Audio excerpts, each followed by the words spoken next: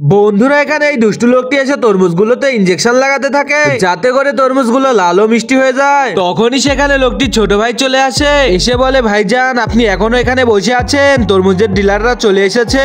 আচ্ছা ঠিক আছে আমি যাচ্ছি, তুই এখান থেকে একটা তরমুজ কেটে নিয়ে আয়। আরে ভাইজান আপনারা চলে এসেছেন, চলেন আপনাদেরকে নিয়ে আগে বসাই। আরে ভাই তুমি আগে আমাদেরকে তরমুজ দেখাও, আগে তোমার তরমুজগুলো দেখবো আমরা। আরে ভাইজান চলুন আমরা গিয়ে আগে বসি, আমার ছোট ভাই তরমুজ কেটে নিয়ে আসছে। আরে এই তরমুজটা তো দেখতে লাল হয়েছে আর এটা দেখি খেতেও অনেক মিষ্টি। যাই এবার তরমুজটা নিয়ে যাই, এই তরমুজ খেলে ডিলাররা তো আমাদের সবগুলো তরমুজ কিনে নেবে। আরে ভাইজান আপনার ছোট ভাই এখনো আসছে না কেন? ওই তো আমার ছোট ভাই চলে এসেছে।